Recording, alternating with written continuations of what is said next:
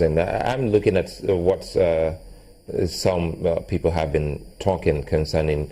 It's almost similar, so perhaps you just expatiate or clarify for us. They're talking about some luxury goods, that there are some form of taxes you can put on some luxury goods, on luxury services. For instance, maybe you fly a business class or a first class ticket anywhere, that there can be some kind of taxes you put on such, so that it doesn't really burden the man or the woman who is really not too buoyant in my village or in your neighborhood. Is that what you mean by saying that, for instance, you can drop the price of petrol, excuse me, the price of petrol and get it in other means? Now, yeah. Because I didn't quite understand like your explanation on that. Yes, and that's why you see our VAT law. I've always said our VAT law is that's the value-added tax. Yeah, the value-added tax is almost 22 years old, and the way it was introduced, not much has been done to it.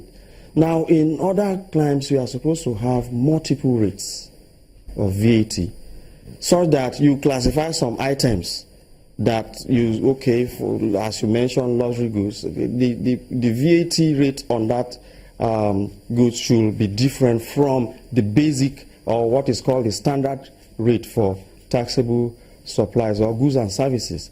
So these are some of the things that government should begin to look at going forward, so that we'll be able to get out of this recession. And I must say that I haven't seen so much from the aspect of regulation and policies, so much that will take out of us from this recession as soon as possible. I'll give you an example.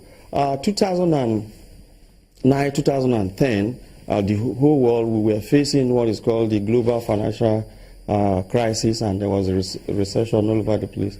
And I remember the UK, the VAT rate then was 17.5%. But because of the recession, they had to drop VAT rate to about 15%. But as we speak today, the VAT has gone back to about 20% in the UK. Now, talking about interest rates, I begin to wonder why some people will say that you cannot drop interest rate at this point in time.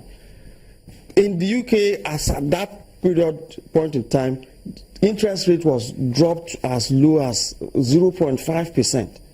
So I don't think people are actually helping this government in putting out policies that will reinflate this economy. And that gives so many of us some headache, because if you look at what ought to be done and nobody is saying things, rather everybody is looking at what to generate. But the finance ministry did say, well, they wanted that to be dropped. But it turns out that the monetary policy authorities thought, well, it doesn't just work that way. Now, what that suggests is that there is a gap between those in promoting fiscal policies and the monetary policies. Is it a gap of them disagreeing to maybe eventually agree? Well, before the finance ministers should have announced that, they should have engaged themselves, table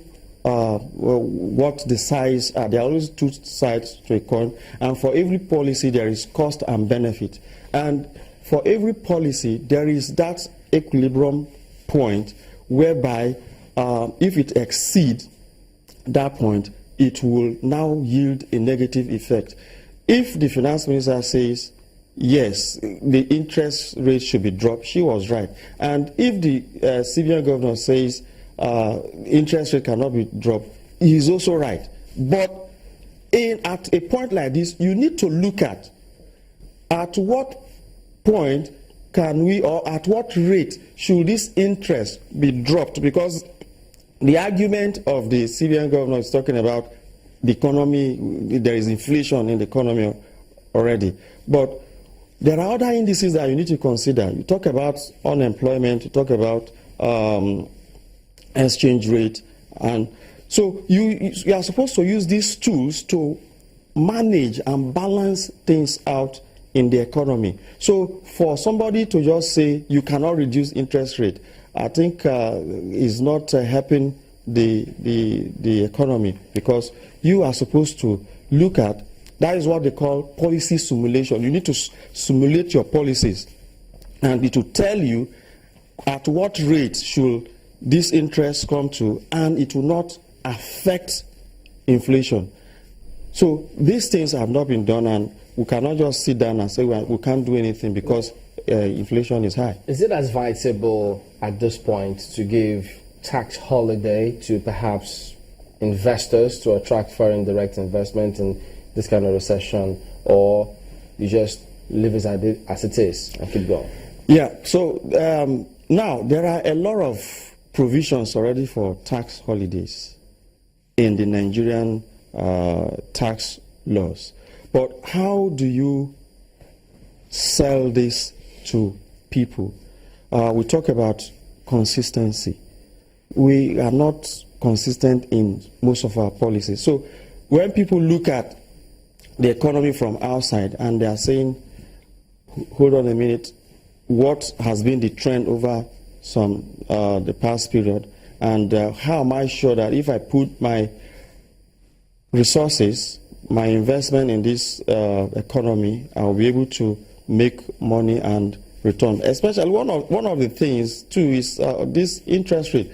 And most time we try to look at investors outside the country. Let's look at investors within. There are so many organizations in this country who have been, their ability to expand has been stifled because of this high interest rate. And we have not been able to connect how interest rate, unemployment rate, inflation all work together to promote economic growth and prosperity. Because if you drop the interest rate, companies will be able to take more loans, they will engage in expansion, and they will employ more people. And that automatically translates to more tax revenue. Because when you employ more people, they are going to be paid tax, and are going to be paid salaries, and taxes are going to be deducted from their what? Their income. And looking at the corporate tax, when companies are actually doing well, when they obtain loan and they are able to expand their businesses, they make more profit and they pay more taxes to government. However, talking about this current situation, what I expect from revenue authorities is to look at, say, the personal income tax rate. The highest rate as we speak, that is the highest income bound, is 24%. I expect that they should come with an announcement to say, for this period or for the period of the next 1 year, this rate is actually dropped to somehow about 18% or 15%. Now, what that means is that you leave corporate tax the way. Yeah, you can also touch corporate tax, but I'm just taking them one after the other. Now, what that means is that you put more money in the hands of individuals. That will increase their spending.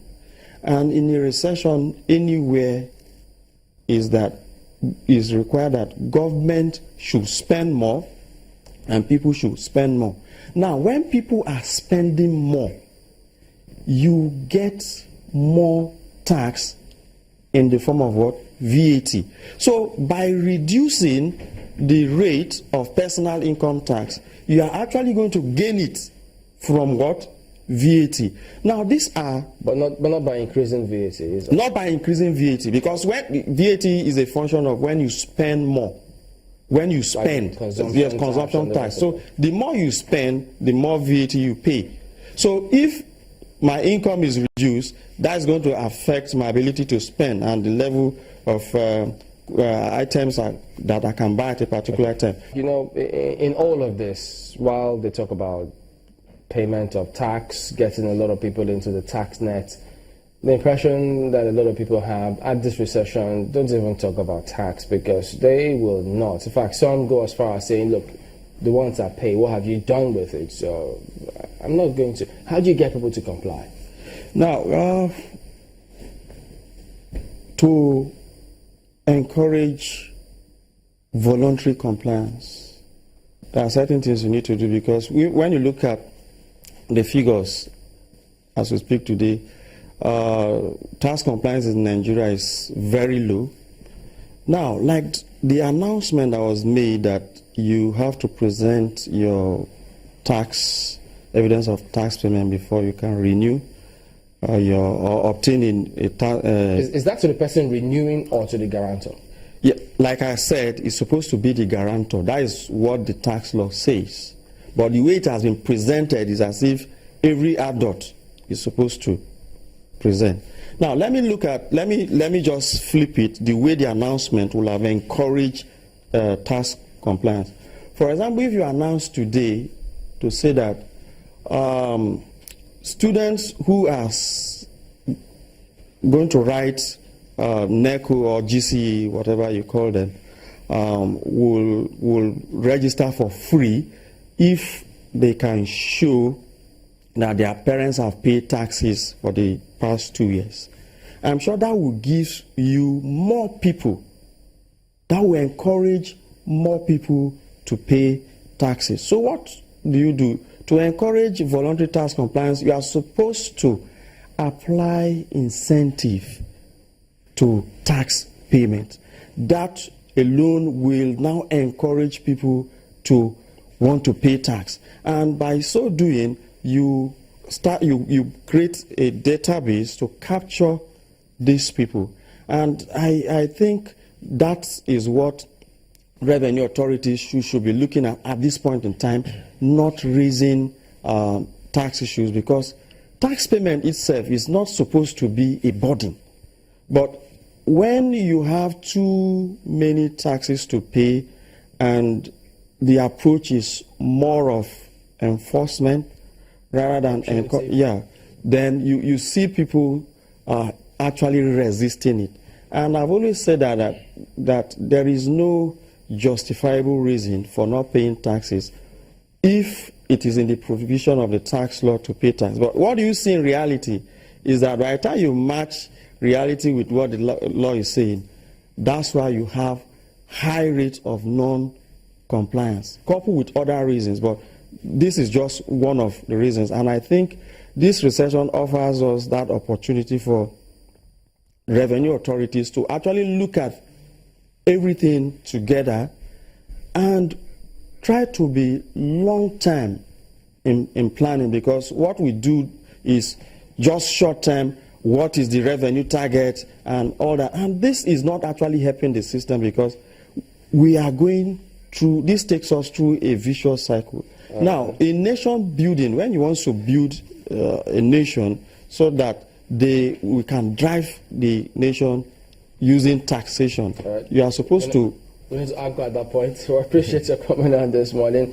David Chris is a tax expert. He's a specialist in policy formulation and proponent of leadership and prosperity of nations. Thank you for coming on this morning. Thank you. Well, that's where we end the program today as well. Well, thank you for watching. We'll be back tomorrow. I'm Chamberlain Oso. I'm already having an idea of what it means to have incentives and the amount of money we'll make. Many thanks. I'm Sulaiman Alede.